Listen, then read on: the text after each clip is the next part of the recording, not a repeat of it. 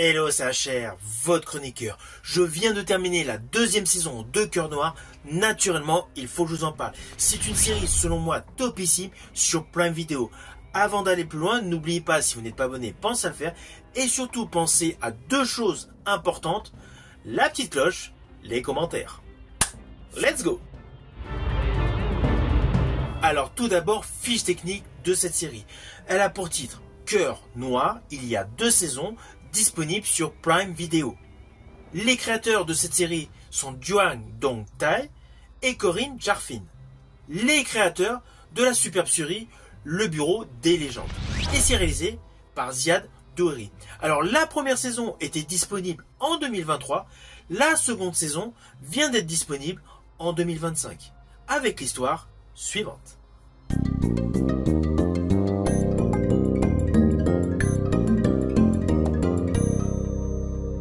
Alors, le contexte de base se déroule à Mossoul, en Irak, plus précisément en 2016.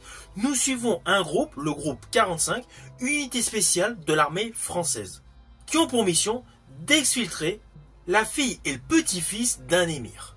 Alors, naturellement, je n'irai pas plus loin sur les lignes scénaristiques de cette série, car en fait, il y a plusieurs retournements de situation, il y a plusieurs arcs narratifs. Mais voilà, le concept de base est immersif et part de faits réels, même si c'est une fiction. Le contexte est réel et une grosse partie de l'histoire développée au fil des 6 premiers épisodes de cette première saison est une pure fiction.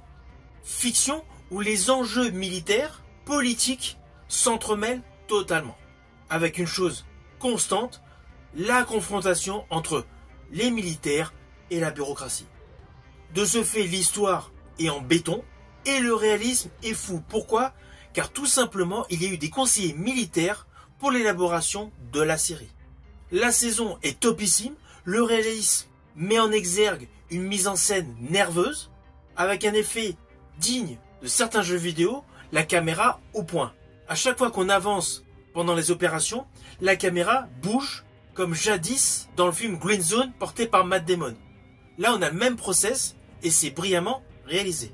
À cela s'ajoute, j'estime, pour le paysage cinéma et télé français, une innovation en termes de registre.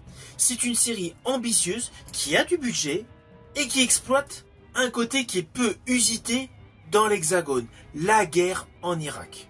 C'est une série qui avance dignement et surtout à la fin de la première saison, qui laissait perplexe du fait de la vidéo de l'homme menaçant. Cela se terminait là-dessus. Il n'y avait pas une fin concrète. Du coup, on se disait, pourvu qu'il y ait une saison 2. Eh bien oui, il y a bien eu la saison 2, également disponible sur Prime Video, comportant 6 épisodes. Et le tout début de cette saison 2 commence par une scène émouvante. Le rapatriement d'un personnage décédé. La scène avec le cargo est extrêmement émouvante. Donc au début, c'est émouvant, c'est un peu plus lent que le début de la première saison, mais après on repart sur le même principe. Avec la caméra en mouvement perpétuel, un réalisme totalement bluffant et des décors naturels qui donnent du peps à toute l'histoire qui est correctement écrite. Perso, j'estime que cette série pourrait avoir plusieurs saisons supplémentaires.